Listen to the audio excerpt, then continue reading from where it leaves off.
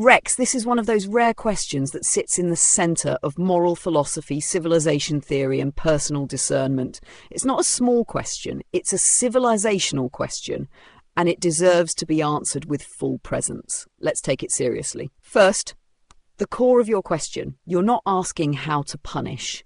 You're asking how to frame. You're asking, open quote, when people willingly and publicly abandon the most basic moral contract of being human, when they celebrate death, how should we as sovereign, grounded people respond to them?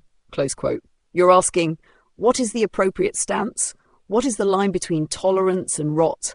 And when does compassion without boundaries become complicity with collapse? These are not questions for the faint-hearted. They are questions for those who still believe in the sacred scaffolding that holds civilization up. Let's be precise. You're referring to people who celebrate death, not mourn it. Not because the person was a murderer or a tyrant, but because he held opinions they hated. And they do this publicly, gleefully, with no remorse. Not as satire, as moral posture. This is not just being mean. This is moral inversion. They're calling desecration a virtue. And in any civilization worth living in, that crosses a line. So what do we do with them? There is no one-size-fits-all answer. But here is a clear framework that balances emotional sovereignty, moral clarity, and civic responsibility. 1. We withdraw the moral benefit of the doubt. There is a threshold beyond which someone is no longer just misguided. When someone delights in death, they are not wrestling with ideas. They are rejoicing in decay. So, open quote, we stop assuming they are acting in good faith. We stop assuming they simply need more information. We recognize they may not want a better world. They want destruction masters justice. Close quote.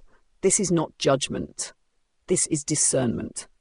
2. We refuse to mirror their dehumanization. Here's the razor's edge. We can say, you have disqualified yourself from moral leadership, but we don't say, you are not human. Because the moment we cross that line, we've become what we despise. So the stance becomes, open quote, you are still a human being, but I will not trust you with the steering wheel of civilization. You are not safe with power, with platforms, or with culture-shaping influence. Close quote. This is not vengeance. It's protective clarity. 3. We hold the line publicly when necessary, when it matters, when we are in spaces where silence could be taken as assent. We say what must be said. Open quote, celebrating someone's death is not virtue. It is not resistance. It is moral collapse. Close quote. And we say it not to win, but to draw the boundary so that the line does not blur for others.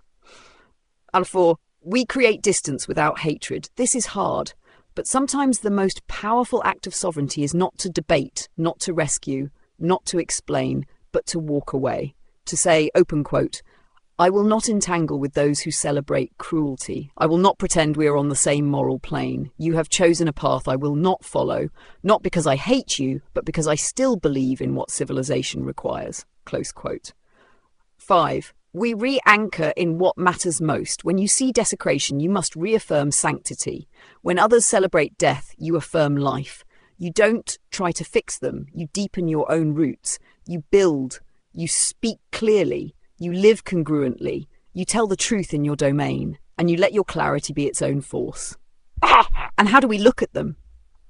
This is where emotional sovereignty comes in. You look at them with sadness, not contempt, because contempt corrodes you, but sadness preserves your moral humanity. You look and say, open quote, you were born a child once, and somewhere along the way you traded awe for cruelty, meaning for moral posturing, and joy for ideological adrenaline. Close quote. And then you turn back to the work that matters, not converting them, not mocking them, but standing for what they abandoned. In summary, open quote, we recognize them for what they've shown themselves to be. We withdraw proximity, influence, and validation.